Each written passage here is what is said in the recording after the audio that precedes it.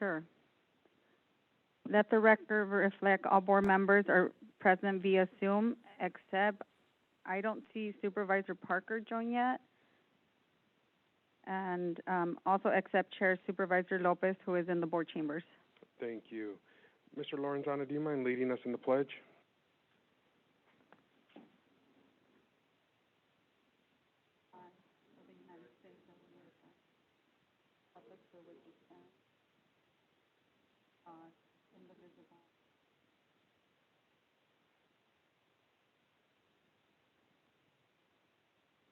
Announcement of the interpreter, please.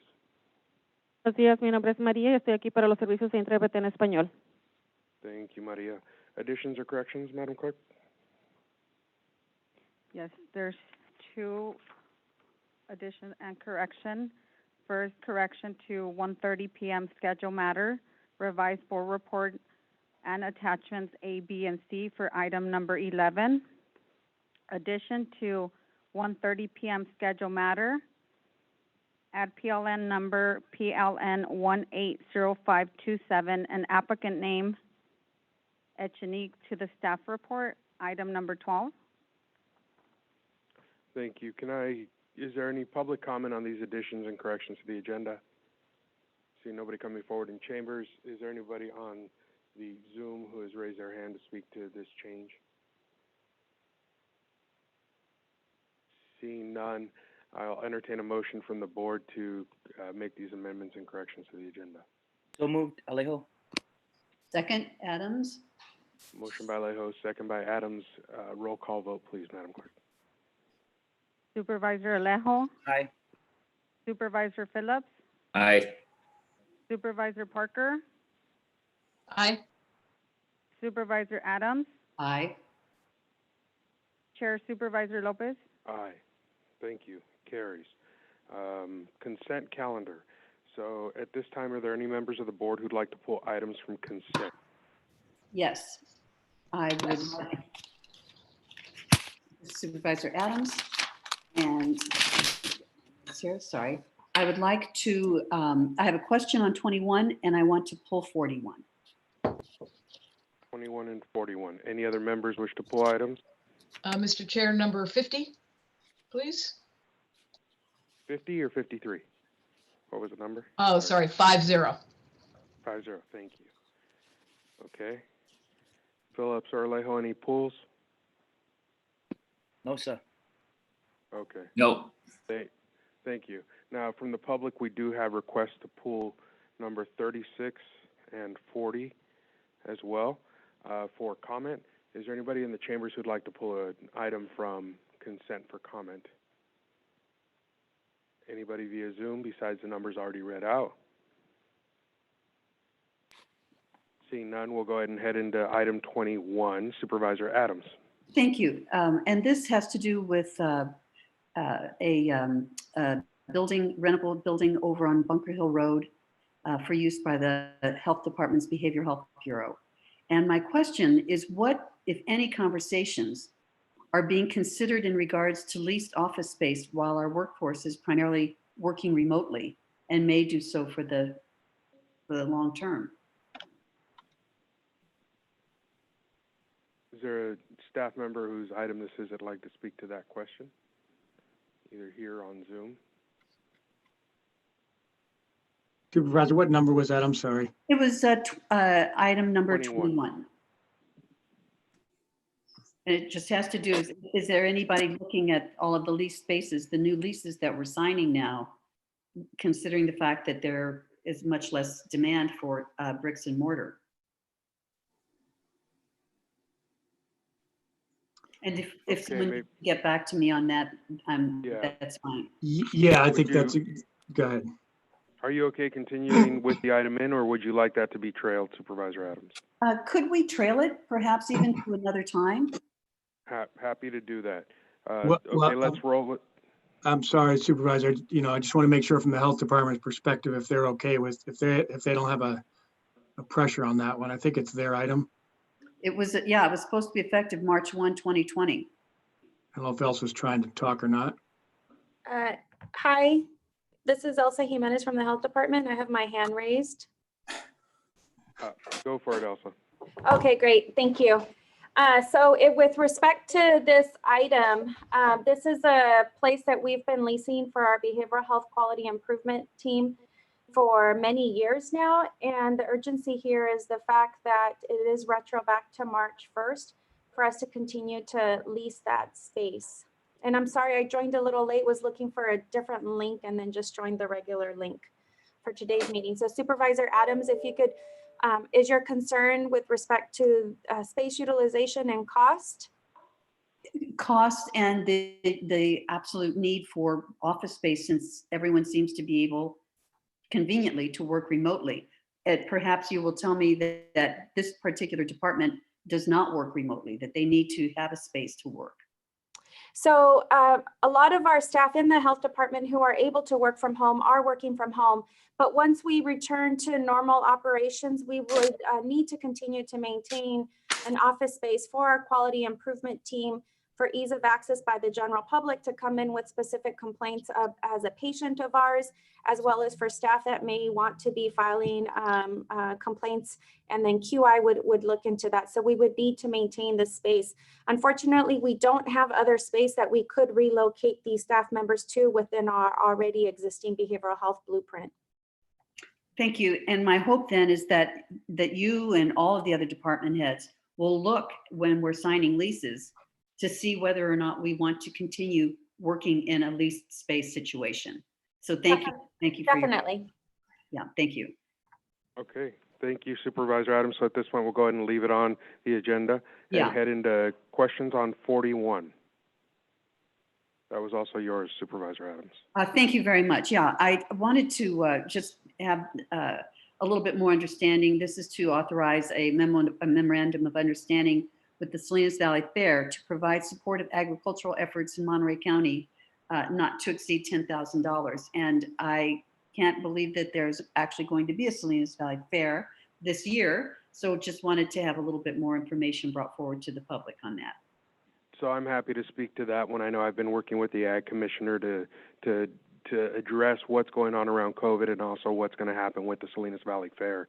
There's still a need to, obviously we have a lot of kids raising animals, and I've been working with the folks at the fair to find a way for them to auction their animals as they reach market readiness. And it's one of those concerns that community has with the cancellation of a fair when so many things are put into motion before the fair actually happens. Now, on the question of this particular $10,000 and what the intent is, there's still a need for ag education, especially in this time when kids don't have, the ability to gather together in the typical 4-H setting. And so we've been having conversations through the fair and with 4-H about how we can partner to continue ag education. And with the partnership from the Ag Commissioner's office, that's something that we're working on and we're hoping to come forward with later. But having this money there ready to go is something that the Ag Commissioner's office has been working on for so long. We want to continue down that and give that opportunity for some new way to keep ag education going, even in the time of COVID, keep that capacity right now. So I'm hoping that suffices. Thank you. And is it something that's done every year? And if the answer is yes, then why isn't it just included in the Ag Commissioner's budget? So it is, but every year it's also brought to the board, and I don't know why. I know that we also do it for the fair out in Monterey. It's typically 10 and 10, and it's done as a way for us to support the fairs and create an education component for the kids around that. And to the public, then that's why we bring it to the board rather than just having it as a regular budget item. Okay. Yep. All right. Thank you very much. Thanks. Thank you. Supervisor Parker, you had questions on 50. Yes, thank you. This is the item where that we've been negotiating with the city of Marina for a while, that they would, that when the landfill on the former Fort Ord is ready for transfer, that it would go directly to the city of Marina. I just wanted to say, highlight the fact that there's also a couple hundred acres of habitat responsibility there. And as part of the discussions at the Habitat Working Group at FORA and so on, there have been discussions about if, coming to agreements among entities about transferring responsibilities and so on. So I just wanted to bring this up that, obviously Marina is going to be responsible for the habitat management there. And just wanted to verify that either we're planning to ask FORA to allocate the appropriate amount of money that currently is earmarked for the county, but if we transfer this land, it would be Marina's responsibility, that either we would ask FORA to have that money go directly to Marina, or that we would enter into negotiations with Marina to have that happen. Okay. Any additional supervisors with comments on that, on 50? Yeah, Supervisor Phillips, we discussed this in closed session. I'm in favor of moving forward. Marina can take care of themselves without us lobbying for Marina, frankly. So I'm prepared to move forward as we talked about. So what I'll do when we come to approval, we'll remove 50 and vote on that separately, if that works for you, Supervisor Parker and Supervisor Phillips. Thank you. Okay. I want to go back. I know on 21, I didn't ask for any public participation on item 21. Is there public participation on item 21, which was the question about buildings? Any on Zoom? Okay, so if you're on Zoom and you'd like to make a public comment, the process to do that is to go into the participants tab and hit the raise hand function. You will then be recognized and given time to speak. If you're on a phone or a landline, the raise hand function is *9. So again, that'll be the way to be recognized and have the capacity to give your public comment in this forum. Were there any additional questions from the public on 41? Okay, seeing none. Any on the Zoom? Okay, what's the name or the number? Okay, so can we unmute TJ Plew and give TJ 2 minutes to speak to item 41? Hi, this is TJ Plew. I'm the Salinas Valley Fair Manager here in King City, and I just want to thank you for supporting the Salinas Valley Fair. Many fairs in California are undergoing unprecedented difficulties with finances, which does trickle down to 4-H and FFA exhibitors and their ag education. So I just wanted to thank you for bringing that to light, Ms. Adams and Supervisor Lopez, and appreciate any support you can send our way. Thank you. That's all I have to say. Thank you, TJ. Any additional public comments on 41? See no hands being raised, nobody in the chamber is charging the microphone. I'll ask if there's any public comment on 50. First, I'll be in chambers. Any comments on 50? I've got one person walking forward. We'll do 2 minutes per speaker. Chairman Lopez, Daryl Chote, Ord Market. Well, this is the end of our marriage. Apparently, you guys are sending me over to Marina. I just want to say thank you. It's been a good 18 years working with the county. One question I do have is, how long from today is the process going to take before we transfer over to Marina? Because I'm kind of left out of the loop. Nobody's really telling me anything. And unfortunately, I'm the only property you have revenue being made in this whole 177 acres. So I'm just trying to find out what is really going on, because nobody's told me anything. Thank you. So do we have any staff members who would be able to answer the question about a potential timeline? Mr. Chair, this is Carl Holm with the Resource Management Agency. The timeline will depend on signing and getting all the documents completed. I can follow up with, or have my staff follow up with Mr. Chote to help him track along what that timing is, but it'll depend on getting everything signed, and these days, it's getting everything moved around, so I don't have a specific timeline on that. Okay, thank you, Mr. Holm. Okay, so we're going to head into item 36, which we had a public comment submitted from the public on. Will you read that comment into the record, please, Mr. Lorenzana? Yes, this item is for item number 36, and it's coming from Bill Lipe. Why has Monterey County entered a contract with the Advanced Fire and Rescue Incorporation, a corporation that is currently suspended by the Franchise Tax Board according to the California Secretary of the State. Generally, business are suspended by the California Franchise Tax Board when they fail to file a tax return, fail to pay taxes, penalties, fees, and/or interest. Since the near-term future of any events happening at Laguna Seca at any time soon are in serious doubt, I urge supervisors to withhold approving this retroactive contract and amendments until it can be determined that Advanced Fire and Rescue Incorporation can satisfactorily resolve their franchise tax board suspension status.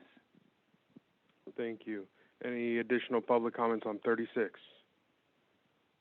Seeing nobody in chambers, anybody on the Zoom raising their hand to speak to 36? Okay. Board members?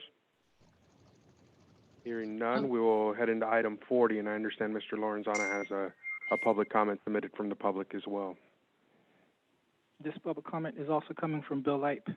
With the county in serious financial trouble, why is the commercial cannabis industry having penalties and interest on unpaid taxes waived? How much money is owed for back penalties and interest on the unpaid commercial cannabis taxes?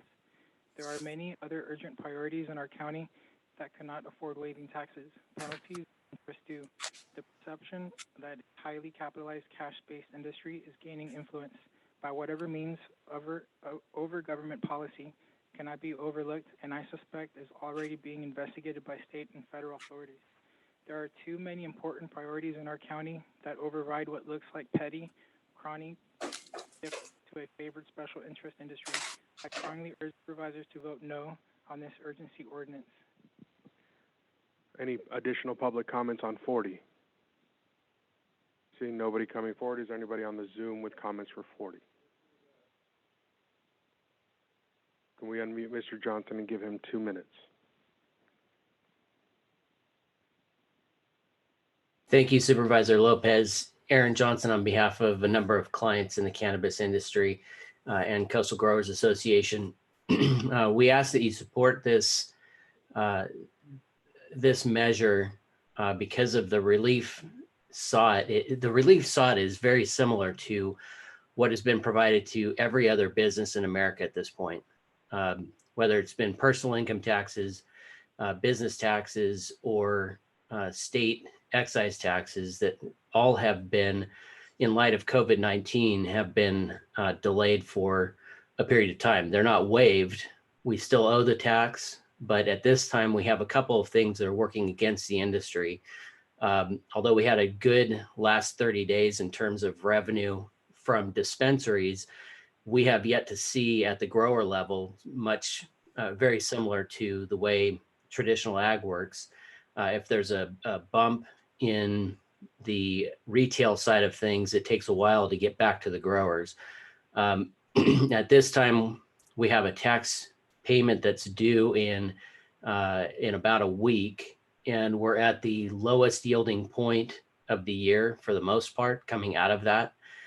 So yields are down, plus delayed payments from as a result of COVID-19.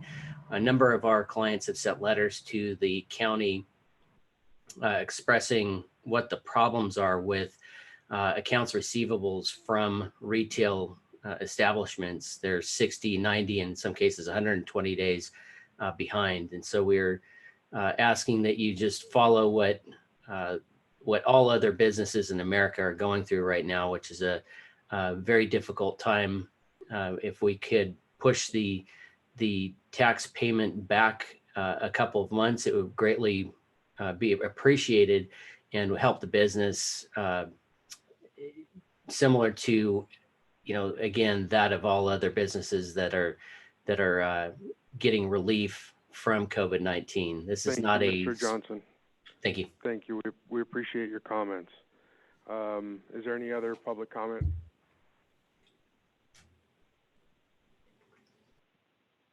Your phone number ending 583. I've got a phone number that ends in 583. If you would identify yourself, and you'll have 2 minutes to make a public comment. You'll be unmuted now. Hi, this is Curtis Louie from Old Stage Partners. I'd like to make a comment about the cannabis taxes. Is that allowed? Yep, this is okay. Appropriate on item 40. Okay. The cannabis industry is being negatively affected by the coronavirus crisis.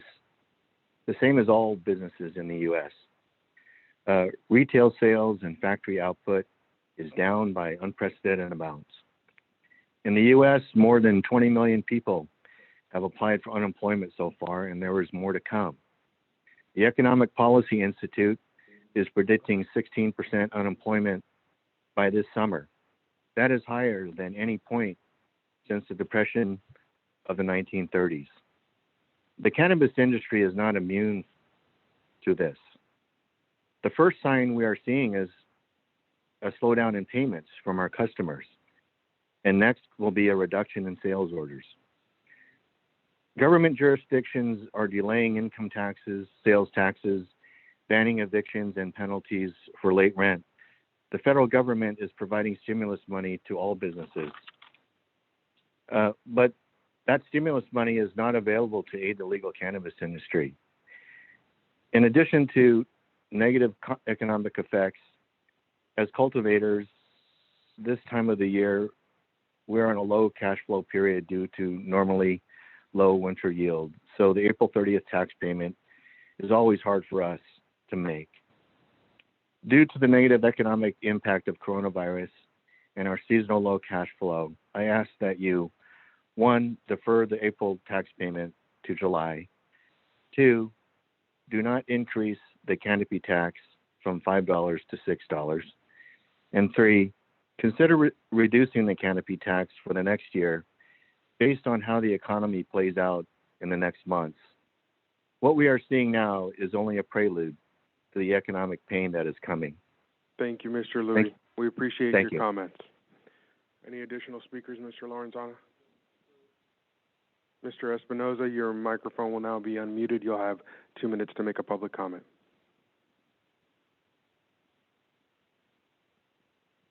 Mr. Espinoza,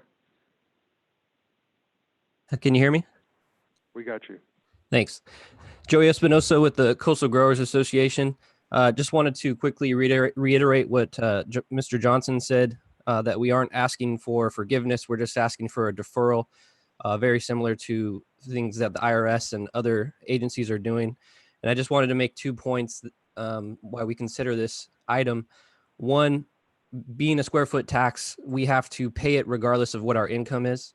So regardless of how good or how bad our sales are, we have to pay the square footage tax.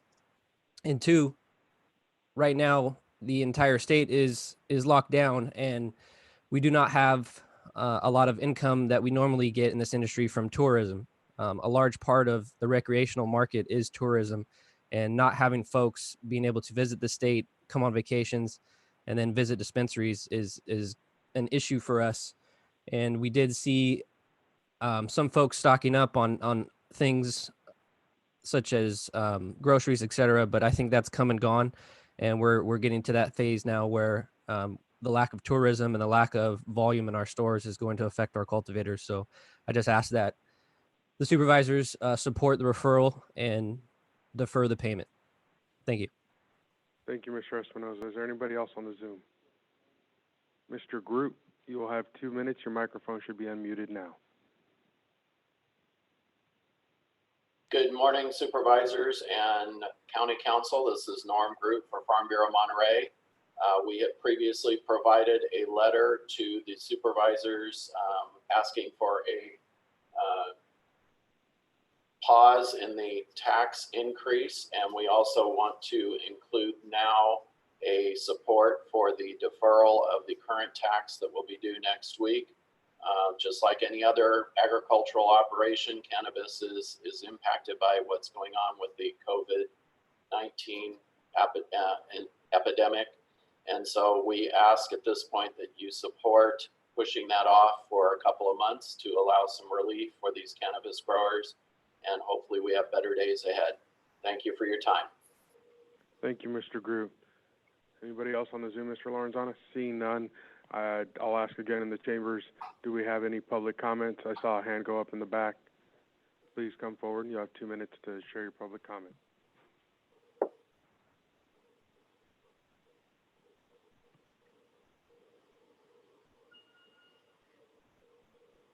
Thank you, Mr. Lopez, for your time, and everybody here. I know under the circumstances, everyone taking their time to move the county forward is much appreciated.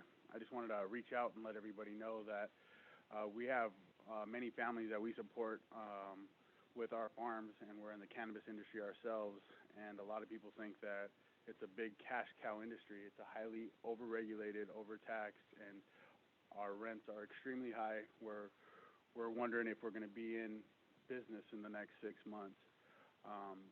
Now with the whole COVID-19, people have to make a decision whether they're going to eat or enjoy themselves. No one's enjoying themselves. No one has extra money to buy liquor to partake in cannabis unless it is essential for them. And that being said, our business are being impacted immensely, and a lot of people don't realize it. They think that it is a free-for-all, and it truly isn't. And we need help, as any other business needs help right now. And we really appreciate you guys taking the time listening to us, and I hope we get to everybody to understand where we're at with the business, and we hope we can stay in Monterey County and stay in business. Thank you for your time. Thank you for your public comment. Can I quickly ask just your name for the record? Hector Gonzalez, Humble Genetics. Thank you. Sure. And if you're in chambers, can you speak a little closer to the mic? I know asking us to get close to anything right now is a little scary, but unfortunately the speakers aren't picking up the sound. So just want to make that clear. So that's 36 and 40. I quickly would comment on 40 and say, obviously, this is coming from a referral from me, and understanding the majority of this industry is in my district at this point. I understand that this industry isn't eligible for a lot of the federal dollars that are coming down from this PPP program that I know a lot of our small businesses are still struggling to get into. And yet, for me, the priority is the job. So I'm happy to support it because I want those jobs to remain in Monterey County for the long run. That's what I'm looking for. Any additional comments from supervisors? I agree with your comments. Thank you, Supervisor. Mr. Chair, no comments on that item, but I realize I wanted to pull another item if it hasn't been pulled, and that's 41.1 when the time is right. So go ahead and speak to 41.1. Mr. Chair, I'm still on this item. Oh, sorry, Supervisor Alejo, go ahead on this item on 40. I just wanted to express support for this postponement, as was articulated by everyone, and just want to be clear for the public. This is not canceling. This is just deferring it, similarly as the governor provided relief and federal programs have provided relief to other small businesses and large businesses alike. So this would be consideration of just doing what is fair. And like I said, cannabis is a unique circumstances because a lot of the CARES federal package and didn't provide relief for these types of businesses. So they're kind of in a unique circumstances. So I'm supportive of this today. Thank you, Supervisor Alejo. Okay, so if there's no additional comments on 40 from the board members, we'll head into 41.1. Thank you, Mr. Chair. Thank you, Mr. Chair. I don't know if I missed the Water Resources Agency item, but this is a companion piece to that. And I just had a question on, this is, I think, breaching the lagoon. And, you know, each year we ask for permission on an emergency basis. And of course, we know it's going to happen every year. I guess my question just is, where are we on doing the kind of planning and management of the lagoon so that we can have something in place where we don't have to ask for an emergency proclamation or an emergency permit? Mr. Chair, I don't know if Brent Buche from Water Resources there or Carl wants to speak, but we're talking about the Salinas River, not the Carmel River here. And I'm not sure we go in every year for this one. Okay, the question is, but we do frequently. It is the Salinas River. I know what's going on in the Carmel River. But my question was on the lagoon in the Salinas River. All right, I see Brent popped up, so maybe he can answer that. Mr. Buche.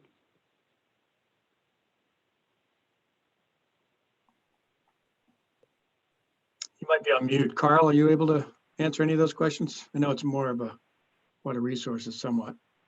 Yeah, we haven't really been involved in the management of the Salinas River, the Water Resource Agency is, but I do know that it's in alignment with their permits as far as managing water within the Salinas River. And how or if there's a plan for that, I'm not familiar with it as I am with the Carmel Lagoon. Brent looks unmuted now. I'm not sure if he's able to comment. Try that again, Mr. Buche. Yes, good morning, Chair Lopez. Can you hear me? We've got you.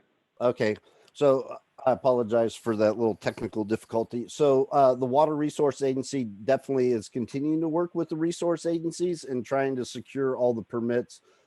As you're aware, for any sandbar management activity, there is a number of permits, and right off the top of my head, it's either 5 or 6, and there's overlapping jurisdictions. So we do have a biological opinion still from U.S. Fish and Wildlife Service that covers the species of the tidewater gobies and the snowy plover, and then the biological opinion from NOAA Fisheries, which is for the steelhead. That was the one that was rescinded.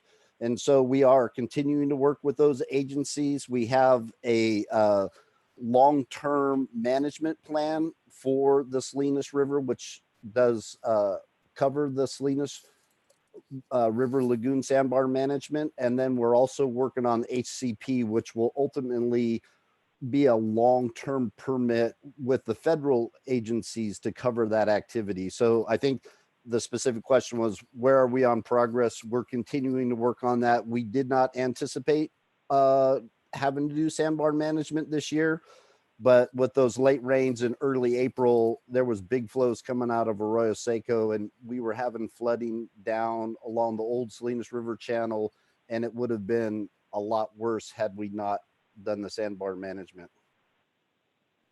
Thank you, Mr. Buche. I appreciate that. Okay. Any additional questions from board members on 41.1? Seeing none, I'll take it to the public. Any public comment on 41.1? Anybody via Zoom? We do have one speaker. Okay.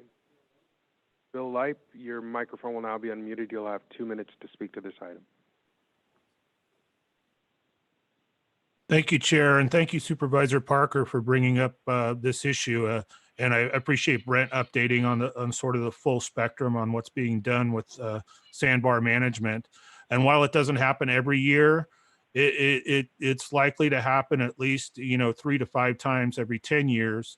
So it is somewhat frequent, and it would be nice to have a permanent sort of standard process to be able to open that when necessary, and not just for potential flooding, but also to be able to flush out the lagoon when we can, and to provide the appropriate passageway for steelhead, both upstream to habitat and downstream from habitat back to the ocean.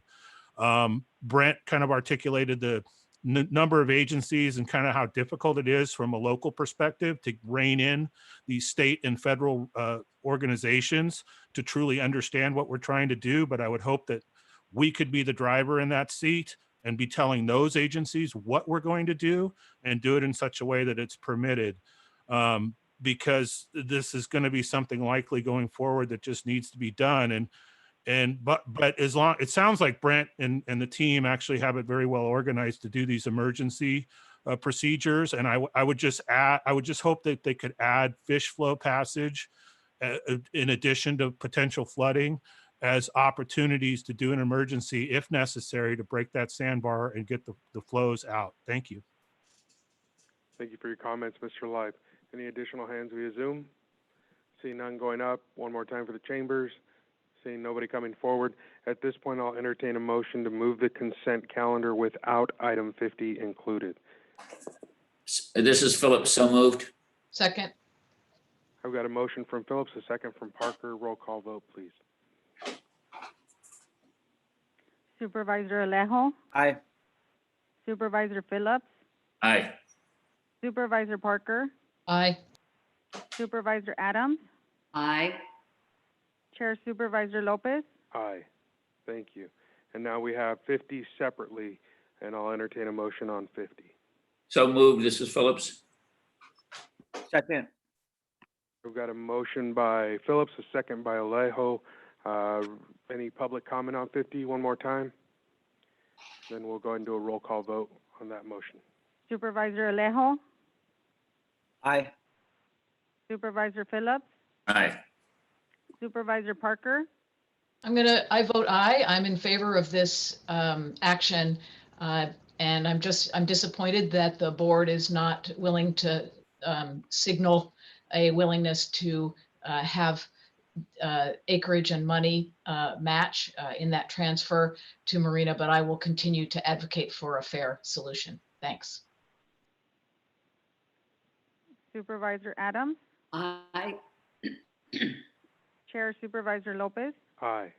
Item carries. Thank you so much. So we're done with the consent calendar, and we're going to head into our ceremonial resolutions. I have items 3 through 5.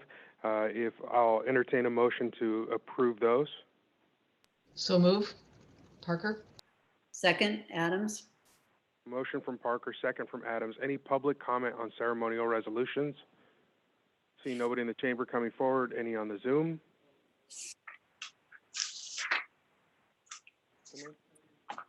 I'll get to that. Hillary, I see your hand, but I'm going to wait. We're going to come back to you in a second. So at this point, can we get the roll call vote on the ceremonial resolutions? Supervisor Alejo. Supervisor Alejo.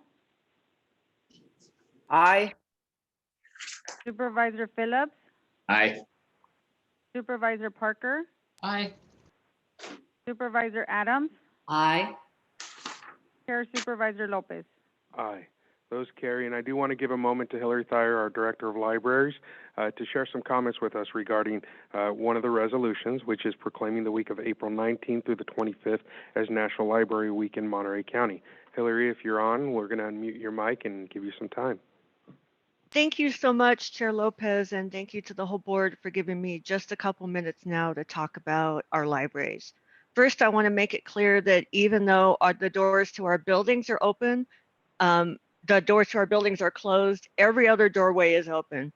We are answering a telephone number 6 days a week in English and Spanish. That number is 831-883-7555, Monday through Saturday in English and Spanish. Our library staff is standing by to help anyone navigate their library resources. We have live online tutoring for all of our students who are out of school. That is 7 days a week from 10 a.m. to 11 p.m., again in English and Spanish, and kindergarten through college entry. So everything from beginning reading through calculus and writing that college essay.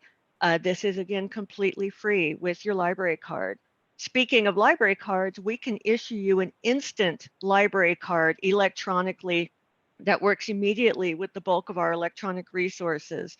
That's via our website, which is www.emcfl.org. And if you need assistance with that, just give us a call. We're happy to help you with that. We have significantly boosted ebooks and downloadable audio. Again, this is all free with your library card, which we can issue you anywhere in the county. And lastly, there are no overdue fines. If you have stuff at home, we want you to keep it, as we're not able to come in and take care of it right now. But don't worry about that overdue fine at all. All overdue fines and all fees are completely suspended. It is National Library Week, and though we wish to be there in person, I appreciate you giving me just a couple minutes to talk about your libraries and how we're here to serve everyone in the county during this time. Thank you. Thank you, Hillary. And I just want to briefly say thank you to you and your staff in this trying time. I know that I made a call to you a few weeks back to get a complete list of libraries and who had Wi-Fi, and the answer was they all do. That was an incredible answer, and we know that so many of our community members are still pulling right up next to their libraries to use the Wi-Fi. And even in these times where we can't be close to one another, you're providing a resource that's giving our community access to a whole world around them. While they can't go there physically, you guys are that beacon. So thank you for all that you guys do for the citizens of Monterey County. Okay, so we're going to head into our appointments, and I have one appointment on the calendar, and I'll entertain a motion for approval of those appointments, or that appointment. So moved, Phillips. Second, Alejo. Got a motion from Phillips, a second from Alejo. Any public comments on this appointment? Seeing none coming forward and none via the Zoom, roll call vote, please.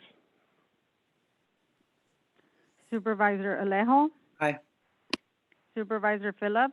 Aye. Supervisor Parker? Aye. Supervisor Adams?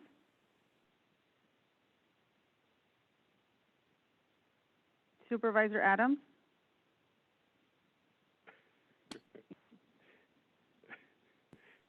Aye. Thank you. Chair Supervisor Lopez? Aye. The appointment carries. Thank you. Now, other board matters. So we're in board comments, and I'm going to go District 1 for Supervisor Alejo. Any comments for us? No, I just wanted to thank the Monterey Business Council, Cal Coastal, Small Business Development Center, and El Pájaro CDC for holding a really good workshop last Friday, all in Spanish, about very sophisticated conversation about the requirements for the SBC disaster loan and personal paycheck protection program that ran out of money just a few days ago. That's the loan that is forgivable under the federal CARES package, but this workshop was really excellent, really well done and clear.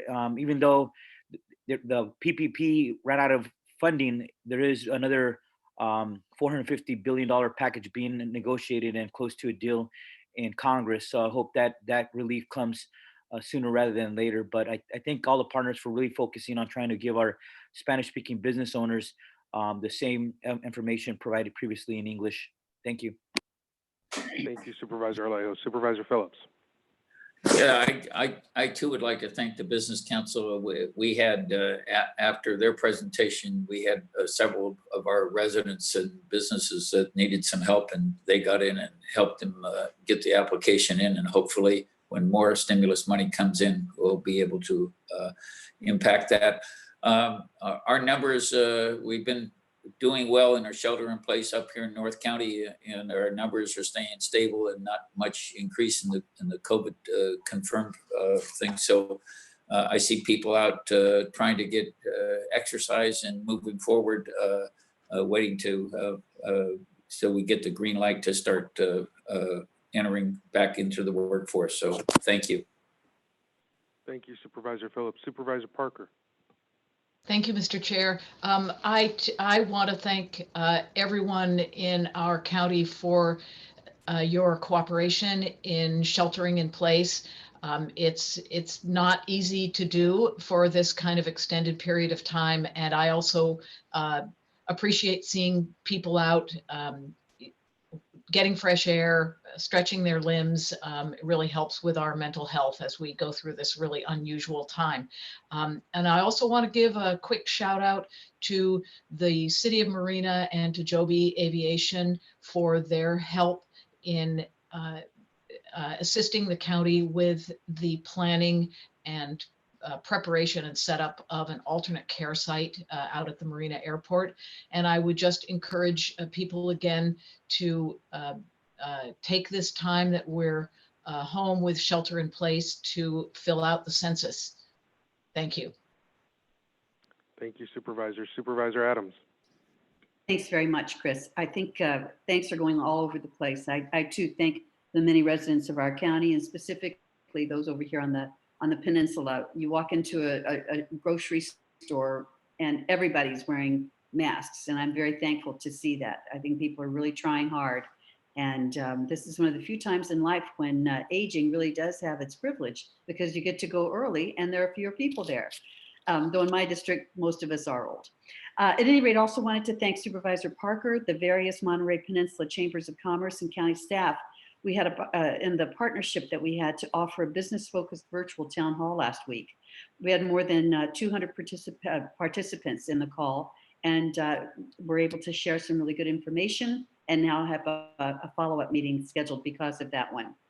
I've been sending out an e-newsletter to District 5 residents every other week since the shelter-in-place order went into effect, and we'll be emailing out our third edition this coming Thursday. If anyone would like to join the mailing list, just email District 5 at co.monterey.ca.us. And then finally, I'm going to be holding a virtual fireside chat on Wednesday, April 29th from 4 to 5, and we'll be providing login details in my newsletter and on Facebook. Thanks, everybody. Keep up the good work. It's tough, but we're going to hang on and continue to do well. Thank you, Supervisor Adams. I briefly wanted to share that tonight I'll be hosting a town hall virtually that includes all 4 Valley mayors as well as our Congressman Jimmy Panetta. We'll be giving an update on each of our jurisdictions, the challenges that we're facing, and then we're going to get some updates from the CEO of Natividad, Dr. Gary Gray, as well as the health officer, Dr. Moreno. I know the flyer said Elsa Jimenez, but apparently we've got a switcheroo, and we've got Dr. Moreno on with us tonight, so I encourage the public to tune in. That will be broadcasted live on the county page, as well as individual Facebook pages, and the information is out via flyer through many of our local media sites. And so I want to thank everybody who's going to participate in that for coming together to help share the right information with our community. And that's my key message this week. I'm hoping that the public will continue to look to trusted sources. I know I'm getting a lot more calls where people say, well, the rumor is, and I'm hearing that, but please look to those trusted sources for the information that matters. There's a lot of different places to find good information, such as the CDC, the county page, and your local law enforcement offices. Your local cities are doing incredible jobs of running their Facebook pages to help get good information out. So please keep, homing in on those sources for that key information. And when you ask questions, know that we bring them back to staff, and we work diligently to bring you back the answers that you're asking questions to. We feel the frustration, and I'm working on some new ideas to start planning how we're moving forward here as a community. And I want to thank everybody for their consistent support. And my key shout out today is to the nurses, the nurses who are keeping us all safe.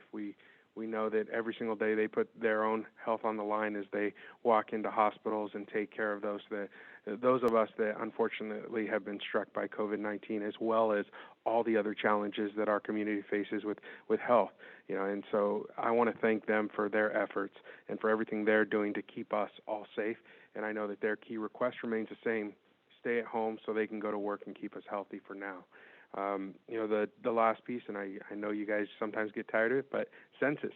Fill it out. You don't need the email. You don't need the form. You can log on now and just do it. We're seeing some unique challenges being presented on the census page. I see the Gonzalez football team, high school football team, got on their Facebook page this week and challenged the other communities in the valley and said, hey, Gonzalez is going to do this. You need to step up and fill out your census. So whether it takes a little old school rivalry to get our numbers up, or whether it just takes you motivating a neighbor, do what you can to get that census turnout. It matters for all of us, especially when dealing with things like this pandemic. Obviously, those figures turn into a lot of the dollars that end up coming to our communities. Population alone, being at just 400,000, we did not qualify for a lot of the dollars that were for communities over 500,000.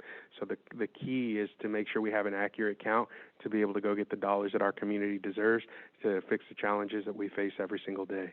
At this point, I want to turn it over to our CAO for comments and referrals. Thank you, Mr. Chair. I would echo the fine comments made by all the board members in helping support our community, our county, and recognizing the great work that's being done by many folks on the front line. Some of them are kind of unsung and not who you immediately think of, but we recognize them, as well as all the county employees who are working behind the scenes to help do their daily jobs that are still being required because they are essential, as well as trying to address the pandemic, that emergency that we're under right now. So I appreciate the stellar work that's being done out there, and I recognize the stress that this prolonged emergency is putting on everybody, and we need to come together by staying away and making sure that we're using all the good practices that are necessary.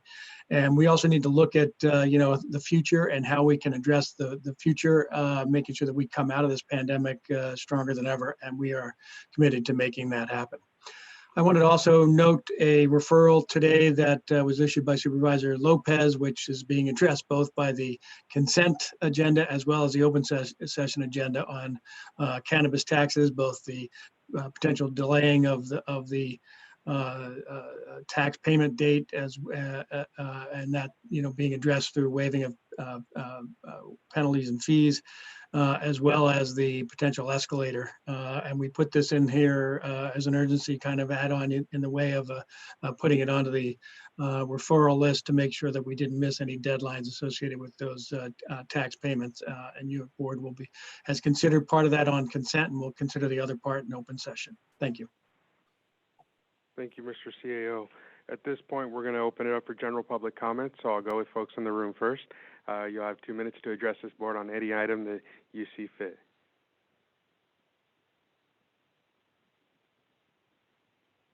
Good morning, Chair Lopez and Supervisors Adams, Alejo, Parker, and Phillips. I want to first of all identify myself as Laura Mills. I'm a resident of South Monterey County. My husband Ted and I came up today to bring awareness to the negative impacts of the emergency closure by the Los Padres National Forest on recreational fishermen. We are both licensed recreational fishermen here in the state of California. We hold valid fishing licenses from the California Department of Fish and Wildlife. And the opening of trout season in California, the recreational trout season, is this Saturday, April 25th. We historically have fished within waterways of the Los Padres National Forest, and we understand that as of April 16th, the Forest Supervisor, Kevin Elliott, with support of his District Ranger, Tim Short, issued a closure which impacts all of the roads and trails and waterways within the Los Padres National Forest Monterey Ranger District. We would ask for your support in requesting an exemption. There are exemptions for people that hold other permits and or own property within the Los Padres National Forest Service or access it through the roadways. So we would ask that you would support an exemption for Monterey County residents that are licensed fishermen holding valid license from the California Department of Fish and Wildlife. Thank you. Thank you, Laura. Additional public comments? Seeing nobody coming forward, we'll go to the Zoom. Any general public comments? All right. Seeing none, we're going to head into our agenda today. Number 10 is a briefing and update on COVID-19, including impacts and action proposals and plans to address. Thank you. Thank you, Chair Lopez and board members. We're going to present two major presentations today regarding the COVID response. One is going to be Lori Medina from Department of Social Services talking about the, is that better? Because then people touch it. Okay, all right, let me start over. I think I did this last week too, if I'm not mistaken. We're gonna present two items today by way of an update on the COVID response. First will be Lori Medina from Department of Social Services talking about the food bank, and Gary Millay from OES, our OES manager, talking about the care and shelter plans, and that includes two components. One is the alternate housing site plans, and the other is the alternate care site plans. And Femi, if I could ask you to make sure that Gary Millay is admitted into the meeting. Apparently he's on Zoom, but we need to get him in the meeting. So, thank you, Chair. Thank you.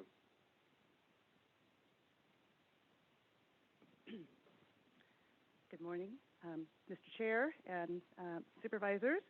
I'm Lori Medina, and I'm the Director of Social Services. And I really appreciate you allowing me to bring a response to this item. This is a follow-up item as a result of a referral from Supervisor Phillips, and it's really to explore additional funding for the food bank. We know that the food bank is a really critical, vital resource to our community. They serve, tens of thousands of constituents every day, and that need is really growing. On March 24th, this board did approve $250,000 of funding to assist in the increasing need that the food bank has been experiencing. They were really getting to a point where the shelves were clearing out, and they were also getting donations from other resources, and still they were pretty much exhausting all of the existing resources. So the board did approve $250,000 in March. They quickly exhausted those resources and others, and so Supervisor Phillips asked us to go back again and explore any additional assistance that we could provide. At this point, we are asking for an additional $250,000 on behalf of the food bank. I will say that they are also exploring other resources. They just had a fundraiser yesterday hosted by KSBW, so they are actively seeking other resources. I understand the Rotary has done some donations for them, and still yet we expect that because of COVID-19, these needs are going to continue for some time. So we want to do what we can right now, and also recognize that we have to have a longer-term strategy. I will tell you that prior to the COVID-19 pandemic, the food bank was serving approximately 20% of the population in Monterey County, and now they're serving approximately 55%. So that is a huge, significant increase. I will tell you that Melissa Kendrick was here earlier today, and she just couldn't stay because they were so busy with all of the distribution. But I know that yesterday they distributed more than 40,000 meals, and then today they're anticipating at least 20,000, which is why she had to get back. So she really appreciates all that we have done and are trying to continue to do to support them. To that end, because of the need also for a longer range kind of strategic approach to our funding needs, the county has brought back Elliot Robinson, who was our former Director of Social Services, on a volunteer basis to assist us in some of that coordination and strategizing and logistical work while everybody is so busily carrying on the day-to-day responsibilities. And Elliot is in the chambers today, and so we're really appreciative to have him on board to help us. So this item is asking for a number of things that I will just kind of state each of the things that we're asking for. We are asking that the board, of course, receive this update, that you authorize and approve emergency funds for the food bank in the amount of, again, $250,000, that you authorize the Department of Social Services to negotiate and execute the contract amendment, the second amendment, adding $250,000 to purchase food, increasing the contract amount now to $560,000. That you authorize the department to sign up to 3 additional amendments where the total amendments don't exceed 10% of the original agreement and don't significantly change the scope of work. That you approve an increase in appropriations to be financed through the Cannabis Assignment Fund, and that you authorize the auditor controller to amend the adopted budget by increasing the appropriations. And with that, I will take any questions. Questions from board members? I see Supervisor Parker has her hand up. Supervisor Parker? Thank you, Mr. Chair. Thank you, Ms. Medina, for bringing this forward. I guess I would ask, would you be open to, as you mentioned, this is going to be going on for a while, and there are a lot of demands on the food bank. Would your staff be open to preparing a needs assessment for the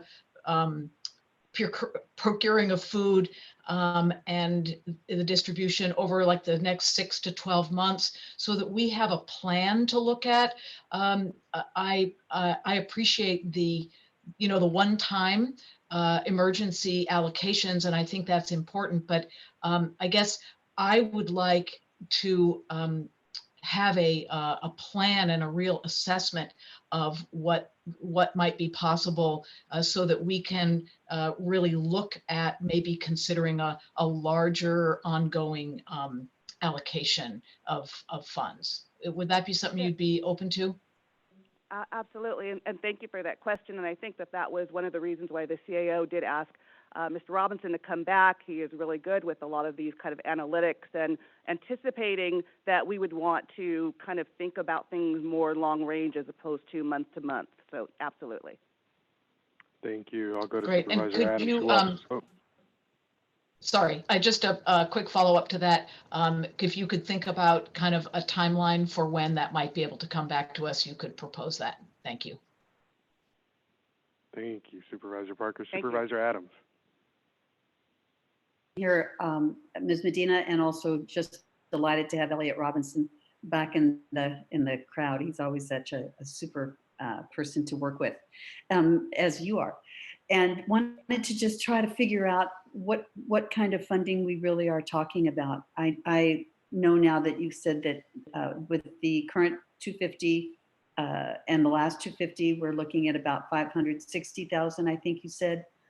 Is there any, I just hate to see you guys have to spend your time and the board's time as well, coming back regularly, if we were able to just look at a one-time chunk, that knowing that it would even be doled out over a certain period of time.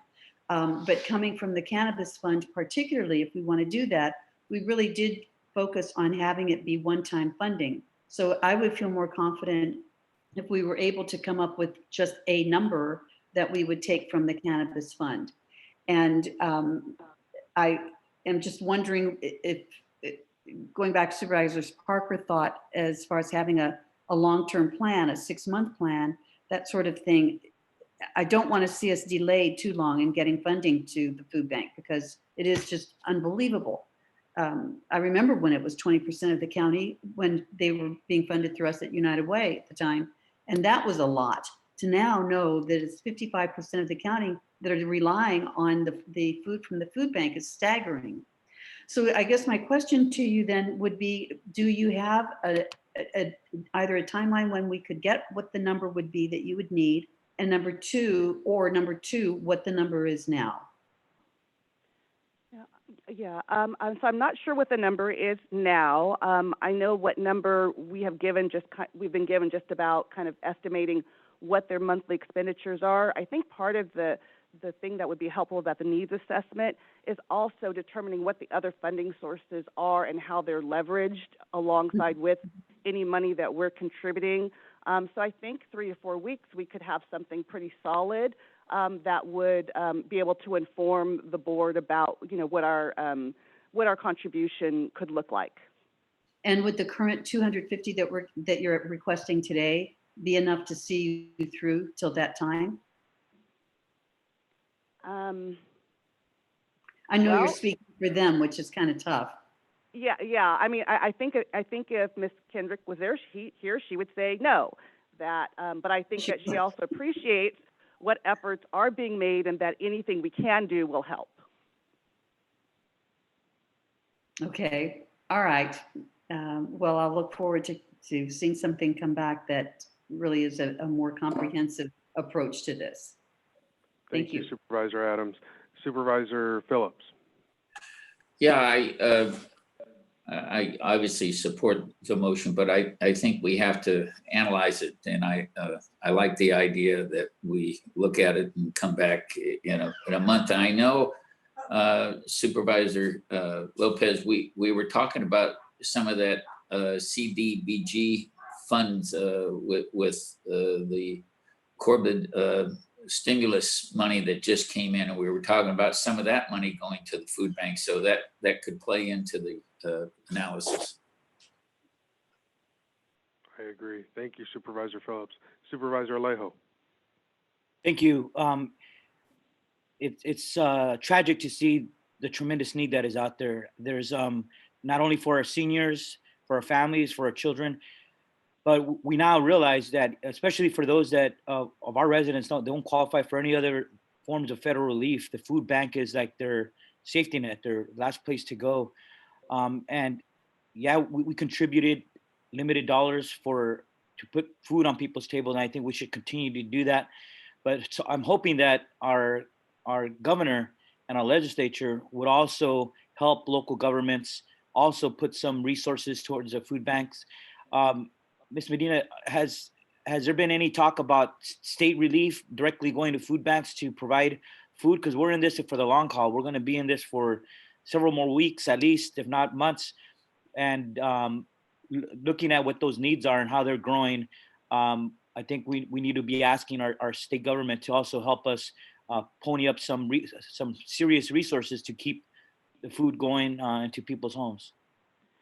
Yes, there is some discussion about that, some funding which is available directly to the food banks, some of which I will say comes through social services in the way of in April and May, CalFresh recipients are getting additional funding. So that doesn't, cover everybody, but they are getting additional funding to their existing grants or new CalFresh recipients. And that's all a part of some of the relief that the state is trying to provide to help constituents. And still, I think more can be done, and I think that there is more discussion about that. We are also trying to figure out some of those funding streams that actually go directly to food banks as well. No, I do want to thank all the volunteers, because you see all the local assembly lines of people that are part of the food delivery, and the long lines of people in their cars waiting to get their I think they were giving 200 pounds of food just yesterday.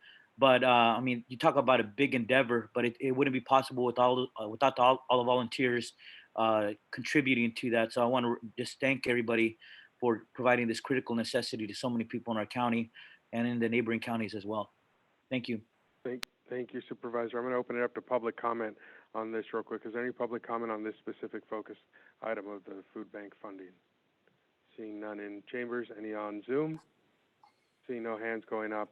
I wanted to reserve my comments for this point, and I think there's some clarification needed just for the public. The food bank is not a Monterey County entity. I know Monterey County is in the title, but they are a private nonprofit that does some incredible work in our communities.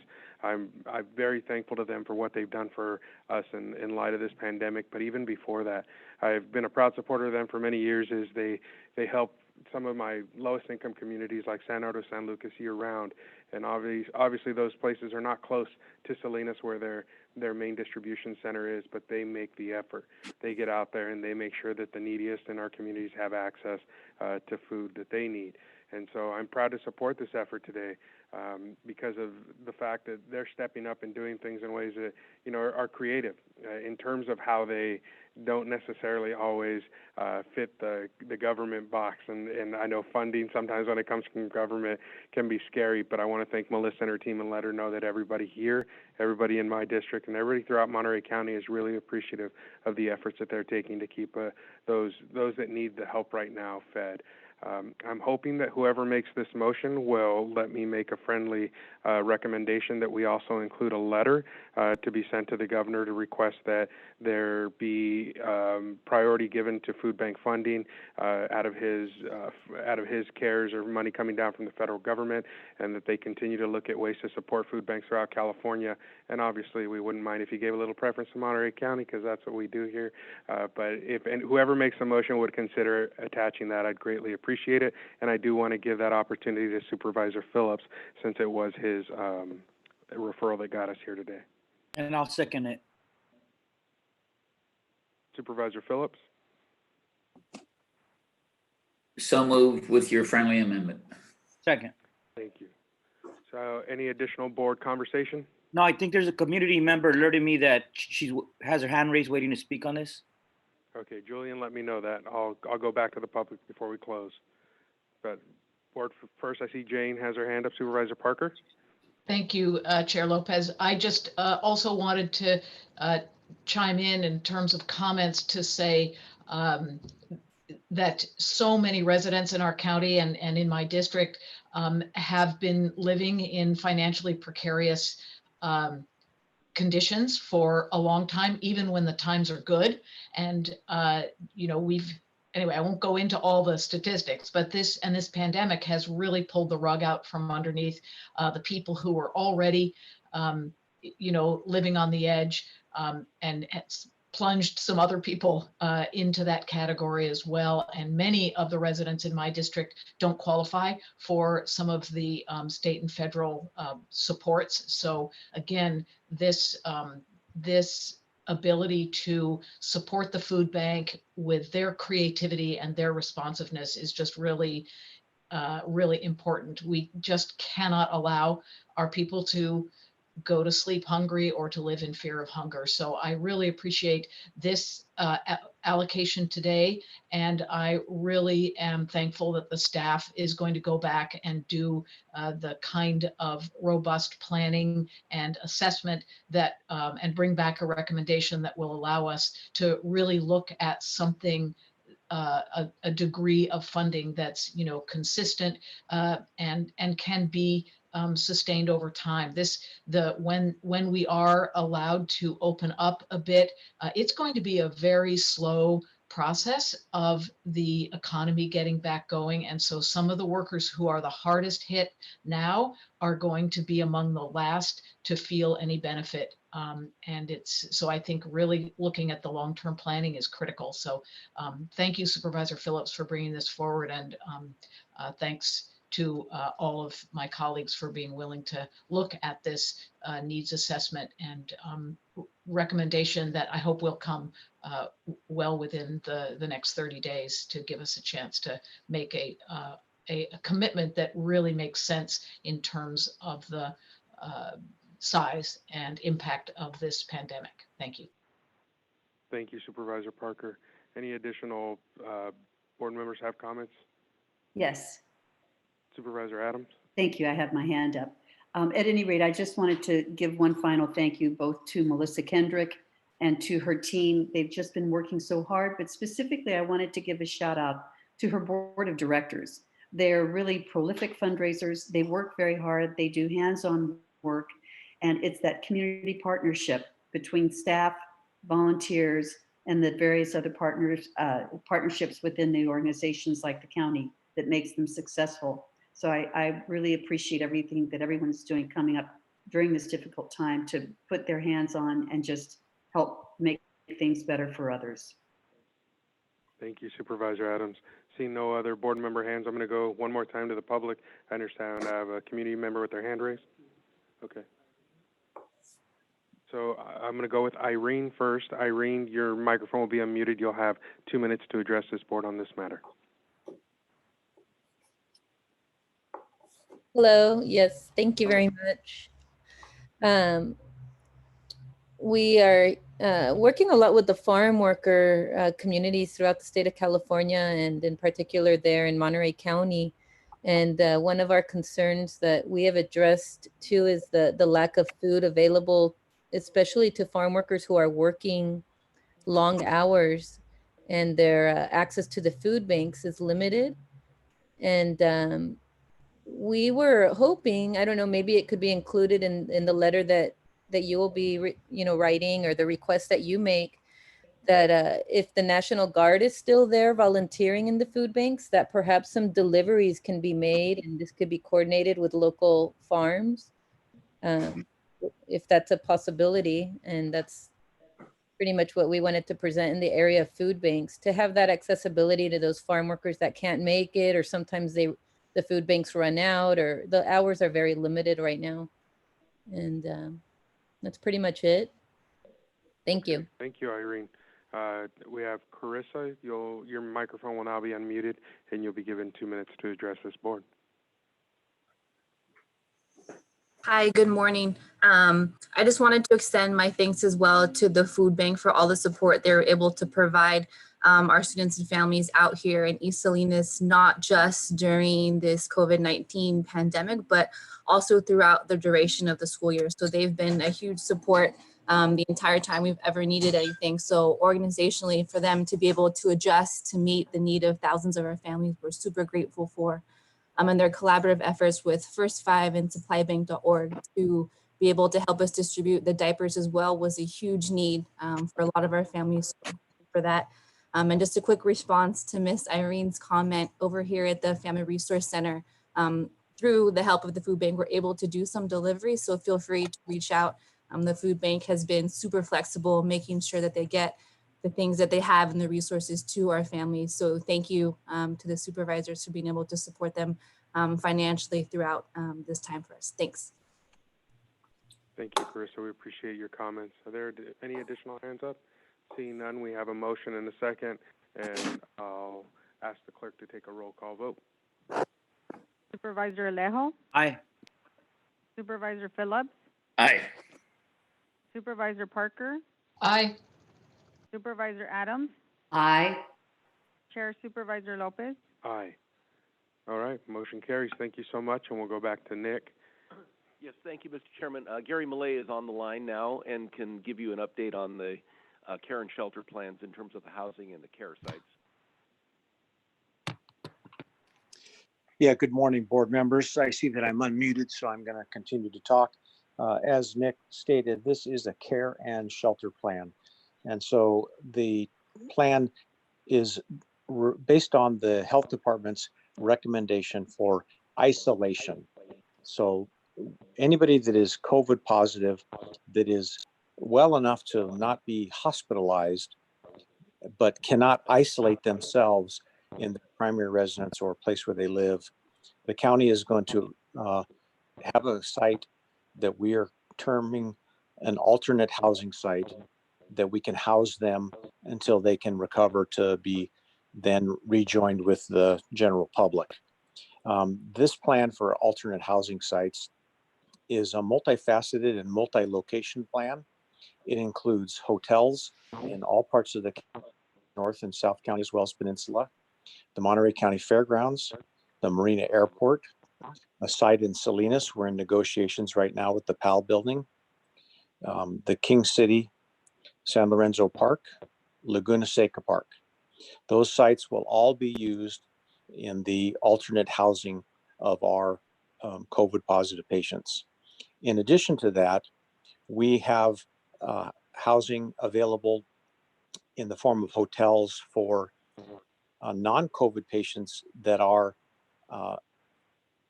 in the category of 65 and older with pre-existing medical conditions that would make them extremely fragile if they were to catch COVID, and also are not able to be in a non-congregate setting. Those specific group will be isolated in hotels as our alternate housing site. Now, the care portion of the care and shelter is the alternate care site that the county is developing. And that is just one site in the entire county. Currently, we are moving forward with the Marina Airport location. We are partnering with the City of Marina and Joby Aviation to utilize that site. And the alternate care site is really an extension of the hospitals. The people that come there are going to be patients that have been registered in the hospital and admitted, but due to the hospital's criteria, they're going to keep the most serious patients. And because of they don't have, they're at their capacity, the patients that they still need to treat, but that are not as serious, will go to the alternate care site. That alternate care site will be staffed by a combination of hospital personnel, county personnel, and personnel that we're obtaining from the state. So it is really a true extension and partnership between the county and the private hospitals and Natividad Hospital in this effort. To that degree, the alternate care site branch chief is Dr. Craig Walls from Natividad Hospital. And he's doing a really good job collaborating with all of the other hospital leadership so that it is a very collaborative process to get that off the ground. We are ready to take people to the alternate housing sites right now, and some of the sites are in development and will be available as further augmentation in the next week or two. The timing on the alternative care site, our target date is the first week of May, but really the hospitals agreed that we would not open that alternate care site until they reached their capacity for taking patients, because this is really for their overflow when they're past capacity. And with that, I'll open it up if there's any questions. I see Mr. Chulos coming back to the microphone. Yeah, Mr. Chairman, thank you. I'd like to add a couple of things, or maybe emphasize a couple of things that Mr. Millay said about the alternate housing sites. The reason we've got 3 of them, and maybe 4, but at least 3 that are planning or in the planning stages or the execution stages, are that we want to be able to handle the regional population from each of the 3 major parts of the county in terms of the hospitals that would be releasing individuals that need to be sheltered somewhere rather than their normal living situation. So that's why we've got the Monterey Fairgrounds focusing on the peninsula area, the Salinas facility that Mr. Millay talked about, and then the one in King City area. The idea is to try to keep those population centers covered. The other thing is that the planning that's gone into those centers is extensive. There's a complete plan that's very detailed in terms of security, food support, emergency medical procedures, a gamut of things that are covered. So it's a very comprehensive plan that's been in development really for the last couple of weeks as various aspects get worked out. So I just wanted to make that really clear to the board and the public. Thank you. Thank you, Mr. Chulos. I see Supervisor Parker has her hand raised. Supervisor Parker. Thank you, Mr. Chair. I wanted to double check with Mr. Millet. So it sounds to me as though if someone who lives in a congregate living situation tests positive, maybe they would go to one of the motel rooms. I guess I'm trying to figure out if we have people from skilled nursing facilities or farm workers or homeless or other folks. What are the options available to them, and do the hospitals and say the skilled nursing facilities know what the options are for their population? Am I unmuted? You are. You are. Okay. So the options for the farm workers are really the same as any of the COVID positive patients that can't return to a situation that's a congregate living. As we all know, that in many cases the farm workers are multiple persons to a single room. So their occupation alone does not set them aside as having any housing option. It's where their housing situation is. So I know that a lot of the farm workers are provided housing by their employer. And if they can isolate safely in that housing, then they would not be a part of our alternate housing sites. However, if they cannot and they are in congregate situations, then depending on the area that they are, they would be placed into one of the options. It could be a hotel. It could be the trailers that we have at the different parks, either the San Lorenzo Park or Laguna Seca Park, or it could be the fairgrounds if they're from down in the peninsula area. In addition, we have the Salinas site at the Powell building that we're negotiating now. It will be a similar setup to the Monterey County Fairgrounds. So if they were from the central Salinas area, they could most possibly go to that site.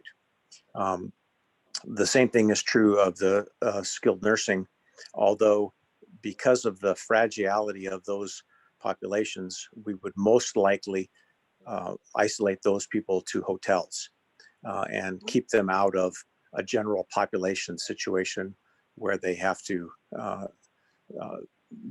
be with other people, like the fairgrounds would provide. That way we could give them more directed observation. If their medical needs start to increase, we would access the health department and then possibly the health system with the hospitals. Thank you. And so in your answer, in my mind, you were conflating present tense with future tense on where people can go.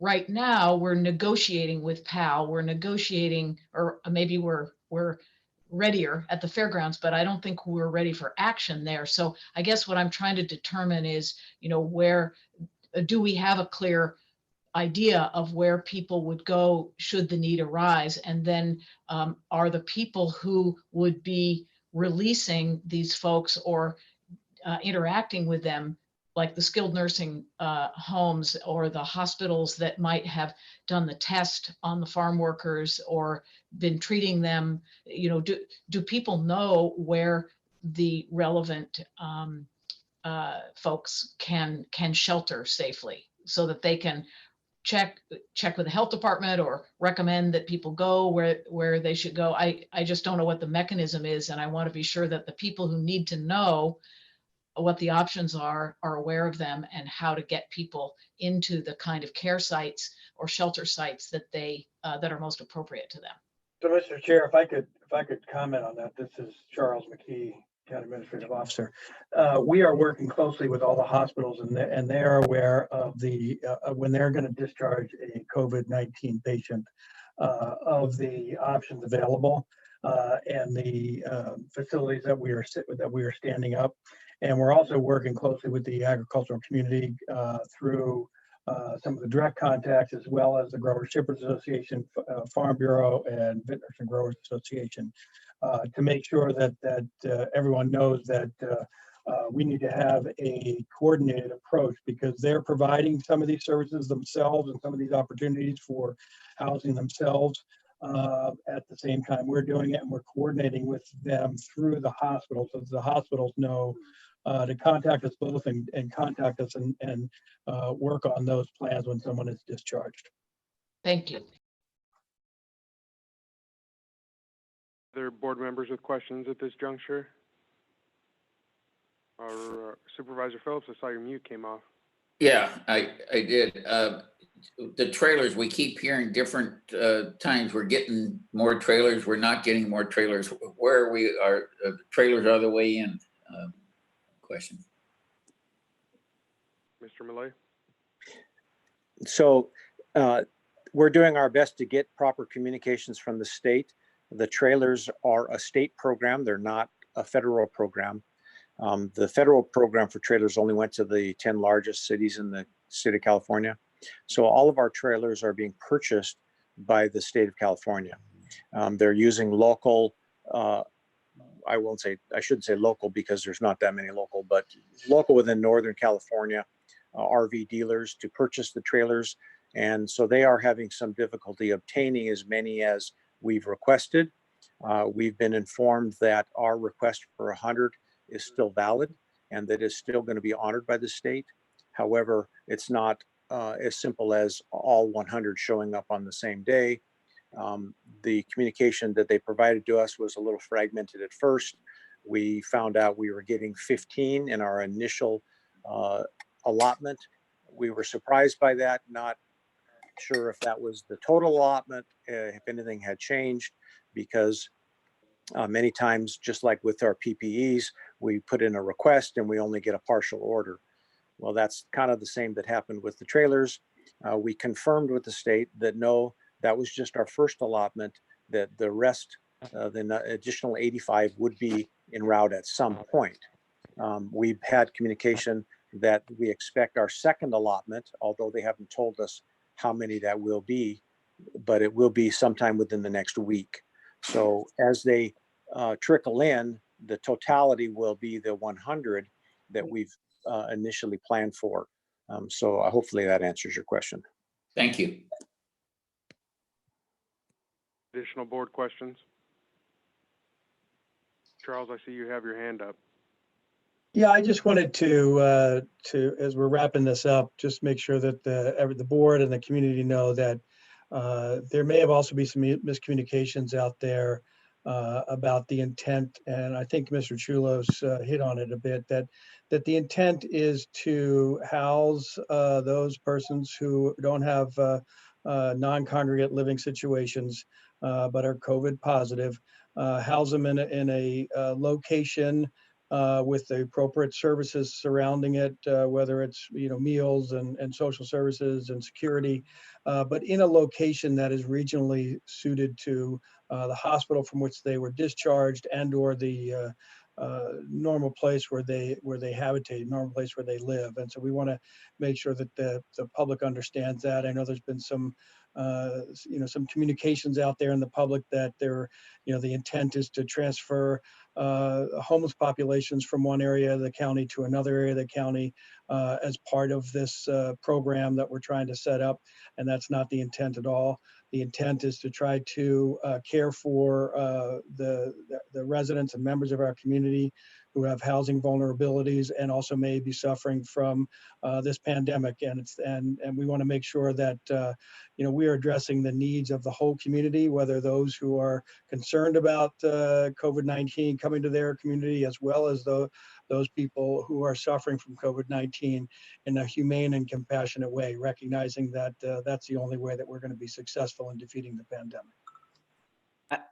I would just add, Mr. McKee, that I think our staff have tried to do, I think, a fair and responsible job by trying to find sites equitably distributed throughout the county, whether it's South County, Salinas, Marina, other parts of the peninsula.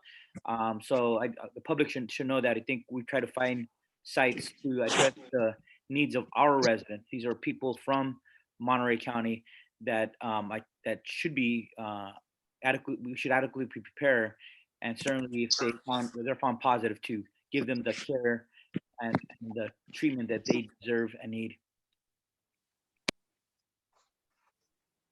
Thank you, Supervisor. Any additional supervisor comments? Seeing none, any public comment on this item? You know, one last thing, Mr. Supervisor, if I could say, we're also looking at trying to make sure that we get the communications out to the public as best we can. There are various methods to do that, and we're also, you know, with that, we're considering different resources, you know, such as social media, as well as potentially doing a town hall. But those kind of details have to be worked out. But we want to make sure that the message is getting out the best we can as far as the facts surrounding these sites and the need to help our community as a community. Thank you. We'll go to the public speaker. Good afternoon. Name is Eric Peterson. There was a presentation about this on Supervisor Parker's Hot Topics yesterday, and part of that included a whole long list of rules. Some of our homeless neighbors will be involved in this, hopefully a lot of our homeless neighbors. And for one reason or another, not all of them are very good at following rules. Some can't. And that list needs to be shortened as much as possible and eliminated in some circumstances, or it just won't work. The most successful homeless programs around are those where they house first, then sweat the details. And a whole lot of rules will just follow that up. And we've got to take into consideration one of the major factors here is this is a program, especially with our homeless neighbors, which will be saving lives. And another thing I've mentioned some meetings back, Los Angeles has a program with green zones for people living in their vehicles.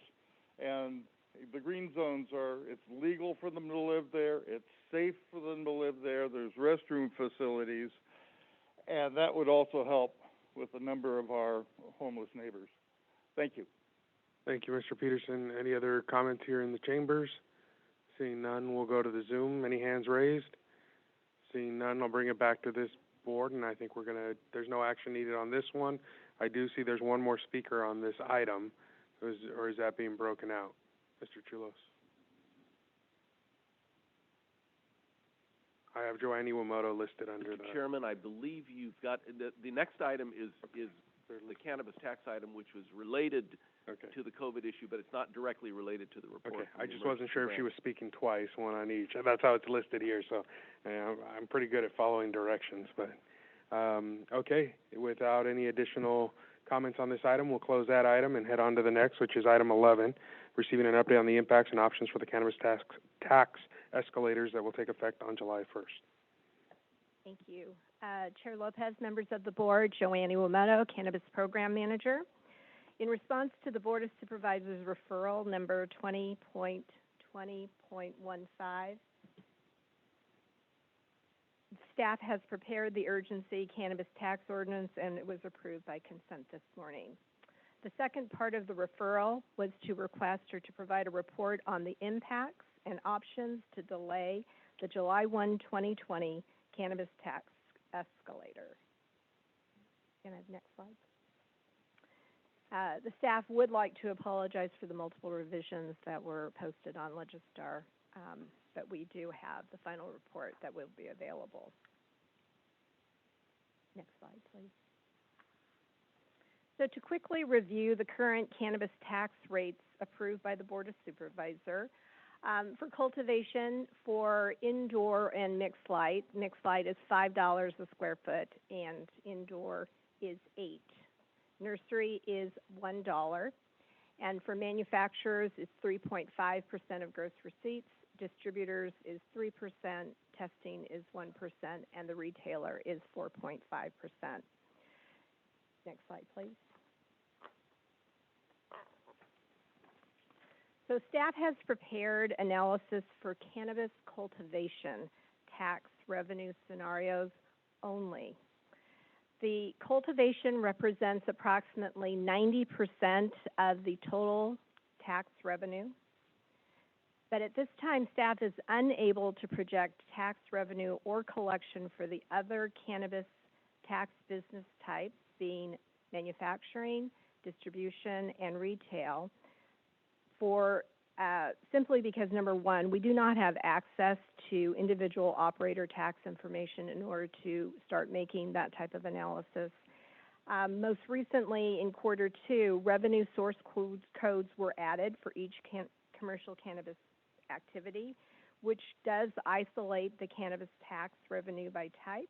But because this was only implemented in Q2, we simply do not have the sufficient historical data to do that type of analysis. At this time, I do want to just share and remind the board that with cannabis cultivation, that is identified for each cannabis operator on the cannabis business permit or a registration form that is submitted prior to the beginning of each fiscal year.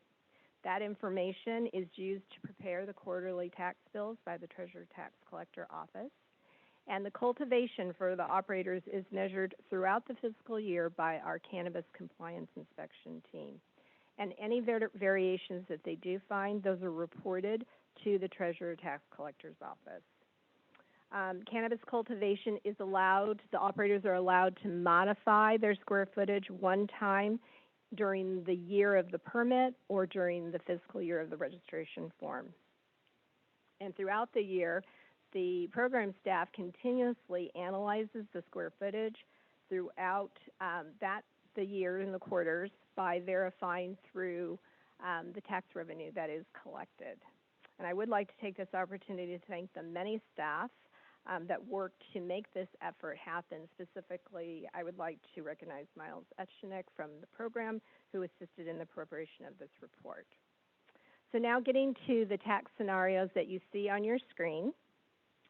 The very left column underneath the header current rate, that is the proposed tax revenue for this fiscal year based on the square footages that we have. So you see the total revenue being close to $16 million. Again, this is for cultivation only. The next column over, where you see the dollar square foot escalator, and that would be the escalator that would take in effect on July 1st, 2020. So you would see an increase of $1, and you would see the proposed, if cultivation square footage stayed the same, the proposed revenue or projected revenue for the next fiscal year would be about $19.9 million. Now, in the referral, you had requested for options. And so we wanted to show you if we only looked at decreases by $1 for mixed light and for indoor based on the current square foot cultivation that we currently have today, to show you what that tax revenue would be if you decreased by $1. The projection is approximately $13 million. If you decreased by $2, it would be approximately $10.1 million. And if you decreased by $3, it would be approximately $7.1 million. Now, what we do know is we do have staff costs and the non-staff costs, or so where you see the line as program costs. So if you take, obviously, if you took the projected tax revenue minus the current program costs, then you would see the remaining balances. So I do have another slide that just identifies the staff costs, but unless you have questions pertaining to that, okay, you probably don't need to go there. So at this time, that really, can we go back? Thank you. At this time, that concludes our presentation, and we'd be happy to answer any questions. So just one quick clarification on the referral. I think I was only looking for the deferral of the increase. Okay. the way it was written, but thank you for the option. Okay, you're welcome. So at this point, I want to open it up to board members. Board members, are there any comments or questions of staff at this point? I can't see you guys. I can't Yes, see raised. Mr. Chair, So please. Alejo. Supervisor Alejo? Question for Ms. Iwamoto. We obviously in this volatile cannabis industry and market, we also look to what other counties are doing. Can you give us an update of what are other counties doing about these issues and about potentially freezing in light of an obvious, very difficult situation for all businesses throughout the state of California? I think there's no doubt about that things have obviously changed and there's less competition and without people having some extra money, certain products are being purchased at a lesser amount. But how are other county governments that are leading in terms of the cannabis industry? What actions are they taking? So currently, the program has received requests for information, but it has more to do with the orders, the health order. How does Monterey County address the cannabis industry? Do they consider it essential? Prior to COVID-19, we were beginning conversations with the other jurisdictions related to square footage and related to tax rates. And Santa Barbara, for one, was not planning to reduce their tax rates at that time.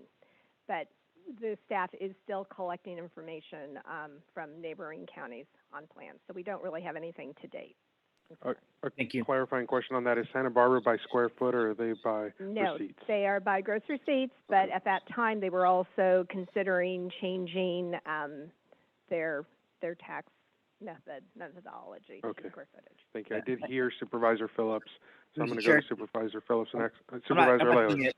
Sorry. Yeah, just let me finish my comments. Like I said, I think this is something that we got to continue monitoring with our staff, and maybe not make a decision today on other actions. But I would be supportive of keeping it at $5 for obvious economic reasons. There's a lot of challenges going on in this industry, and we've done a lot of work to try to have a vibrant cannabis industry in Monterey County.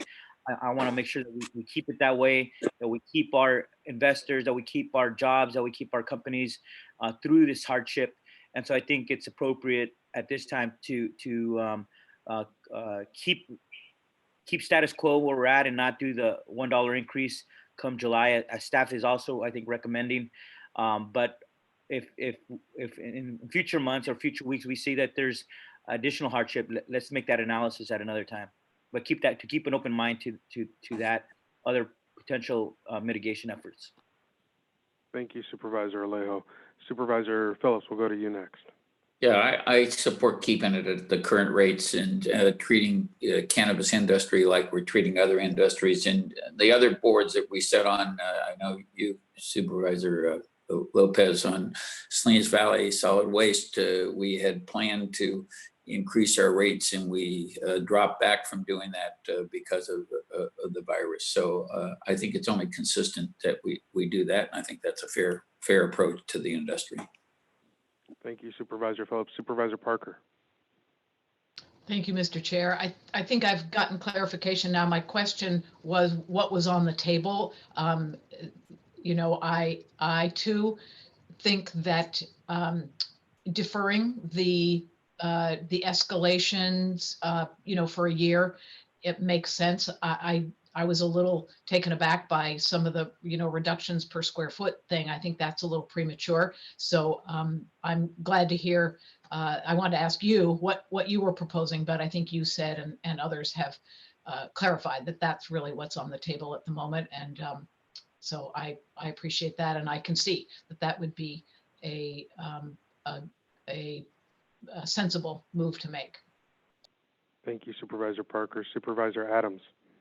Just weighing in as everyone else has, I agree. I think this is not the time to be raising taxes or fees on anyone for anything. So being able to keep it as it is, I think, is the best, most prudent and humane way for us to go. Thanks. Thank you, Supervisor Adams. We'll go to public comment. Any public comment? I see nobody in the chambers, but we'll see if any hands are raised via the Zoom. We have some hands raised. Can I get a name or numbers? I have my first number's phone number ends in 103. Your microphone will be unmuted if you'll identify yourself, and you'll have 2 minutes to speak. Hi, good afternoon, supervisors and Chair Lopez. This is Chris Boggs at Wave Rider Nursery. I just want to make sure that the supervisors, you guys understand that just because a lot of operations are current on their taxes and paying their taxes, that should not mean that it's an acceptable level of taxation. I mean, because if we don't pay our taxes, all of a sudden we're not in good standing and we can lose our licenses. So a lot of operations are going above and beyond to make sure these taxes get paid, oftentimes borrowing money or pushing off payment to vendors and such like that. I would also say too, on the other issue that we're talking about today about deferring this payment, it's going to be a moot point if it pushes into next week. I know because a lot of people have appointments to pay their taxes with cash, and I don't know if the county is in a position to refund cash payments already made before this decision is made or what. I know we have an appointment on the 27th, which is Monday. So I just wanted to put that out there as a consideration because a lot of people are going to be forced to pay if they have an appointment. And that'll be it. Thank you. Thank you, Mr. Boggs. Just as a clarification, we did already take action on that second item as part of consent, and that was deferring penalties and has been completed today. Okay, any great. additional? Thank you. We appreciate you calling in. Any additional comments? Mr. Espinoza, you'll have 2 minutes to address this board. Your microphone should be unmuted now. Thank you. Joey Espinoza with the Coastal Growers Association. I just wanted to say that we acknowledge and greatly appreciate the action by the board, which reduced the cultivation tax back in July of 2018. This was a tremendous help as we work on growing our businesses in this ever-changing industry. Moving it from $15 to $5, quite frankly, kept most of us in business. Several other jurisdictions in California have recently lowered their taxes as well, but there's no doubt Monterey County was a leader in recognizing this need. I had several points to make, but it sounds like the board has heard them loud and clear. The cannabis tax scenarios shared today are quite interesting. However, I understand that given the current state of events, much of that is a conversation for another day. So I just want to say today we're asking to freeze the taxes at their current rate to give the industry more time to develop. Thank you for your time. Thank you, Mr. Espinoza. Aaron Johnson, your microphone will now be unmuted, and you'll be given 2 minutes to address this board.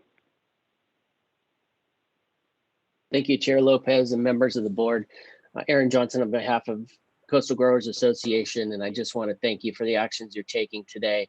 I think it highlights the fact that we have mutual interests, which are to maximize the public benefit of having this activity in our county in the form of tax revenue. I think it's proved to help the last couple of years.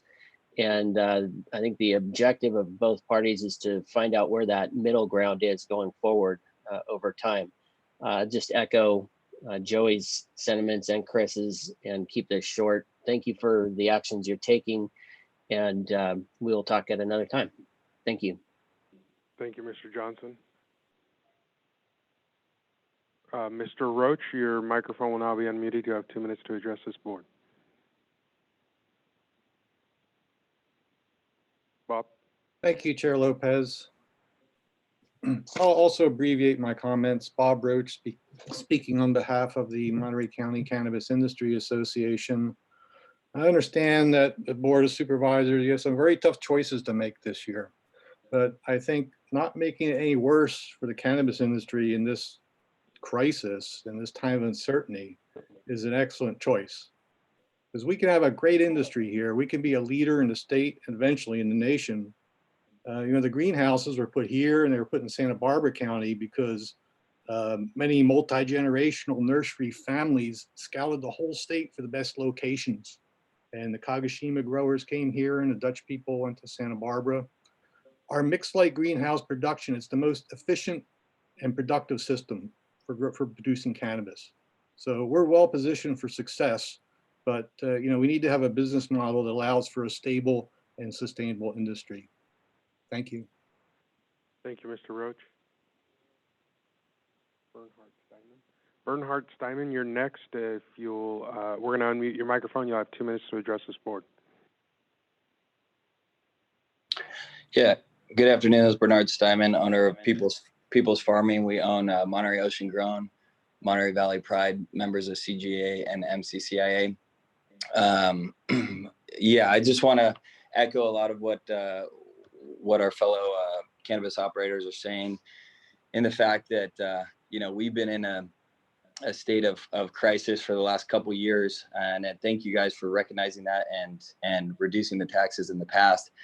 And I'd like to continue that conversation, because I don't think we're to a place of sustainability by any means, especially now with the COVID going on. But it sounds like we're going to continue that conversation after this. But there's definitely further consideration, and I'd be happy to work with you guys and show some financials and some books and production and some of the challenges that we're facing, and what a high, you'd probably be surprised at what a high percentage the impact of your local taxes are on our operations. And now's kind of the time to make it or break it, is 2020, and we're looking to either stay or what we're going to do with our operations. So I look forward to having that conversation with you guys like we've done in the past.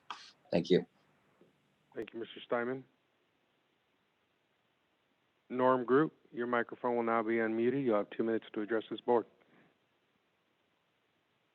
Good afternoon, Supervisors and Chair Lopez. Thank you again for the opportunity to address you. I won't repeat a lot of what's already been stated here, but I do appreciate the unanimous support from all 5 supervisors for putting a pause button on the taxation rate for the cannabis growers at this point. And I look forward to being involved in the conversation in the future on how we can improve the situation for all cannabis producers all the way through the cycle system, so that we can get something that's fair and equitable to all. So thank you again for your action today. Thank you, Mr. Groot. We have one more from the public comment. One more public comment submitted that Mr. Lorenzon is going to read into the record. So this is from Bill Lipe. We have a homeless problem, an unemployment problem, a sales tax problem, revenue problems, a housing shortage, school achievement problems, a drinking water supply problem on the coast and in some rural domestic communities. We have major budget problems that were known prior to the outbreak of COVID-19. So why is the Board of Supervisors considering a delay for a planned escalator tax on a highly capitalized industry that knew this was coming down the line? The optics of this item really look awful when considering how COVID-19 has greatly affected all industries and people in our community. In fact, consideration of this item is downright disgusting and reeks of potential corruption that bends public policy in favor of a specialty interest group with insiders that appear to have the full attention of at least the majority of supervisors.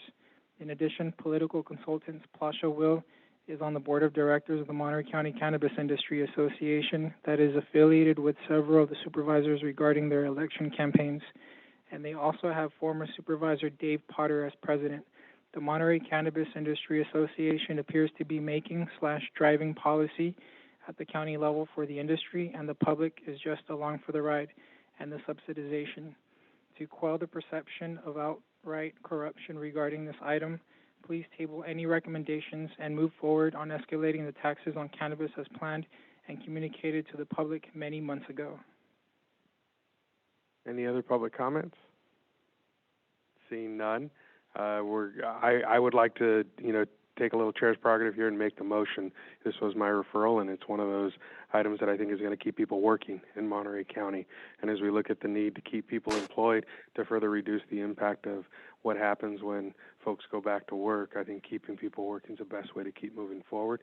I want to recognize the fact that the contribution we made earlier to the food bank was because of the ability to use that cannabis fund to make positive impact on our community. We need this industry to survive here in Monterey County, and that's why we're doing what we're doing today. So I'm going to go ahead and make the motion. I'll entertain a second. Second. I've got a second from Supervisor Alejo, and at this point, I'll ask for a roll call vote. Chair, if I could just be clear what the motion is. It's to defer this coming year's increase, so maintaining the level of taxation where it's been. So we have to come back with an amendment to the county code. So I would recommend that the motion be that the board intends to defer the increase and direct staff to come back next week with an urgency ordinance to suspend it. So moved. And Luis, Supervisor Alejo, does your second stand? Yes, sir. Okay. Roll call vote, please. Supervisor Alejo, Aye. Supervisor Phillips, Aye. Supervisor Parker, Aye. Supervisor Adams, Aye. Chair Supervisor Lopez. Aye. Thank you, everybody. At this point, we're going to recess back to closed session. It is currently 12:43. We're going to reconvene closed session at 12:50, and we will reopen the public portion of this agenda at 1:30 here in the chambers. Thank you.